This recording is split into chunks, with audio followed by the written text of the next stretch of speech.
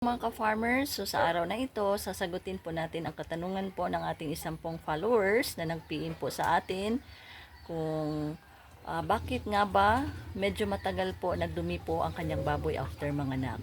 So mga ka-farmers, lagi po nating siguraduhin kapag ang atin pong mga inahing baboy is malapit ng mga anak mga ka-farmers. Dapat po kasi pinapakain niya ng high fiber content po mga ka-farmers. Katulad po ng mga kangkong or madidi agwa mga ka-farmers upang hindi po magiging matigas po ang dumi ng kanya pong ang dumi po ng ating baboy mga ka-farmers. So sa case po namin mga ka-farmers, based on our experience, 2 days after manganak ng aming inahing baboy, talagang nagdudurumi naman po siya mga ka-farmers. Hindi po siya nahirapan na magdumi sapagkat sinisigurado po namin na pinapakain po namin siya ng high fiber content noong malapit po siyang manganak.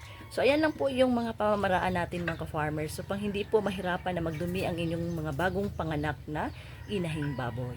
So ayan lang po mga ka-farmers, thank you for watching and happy farming!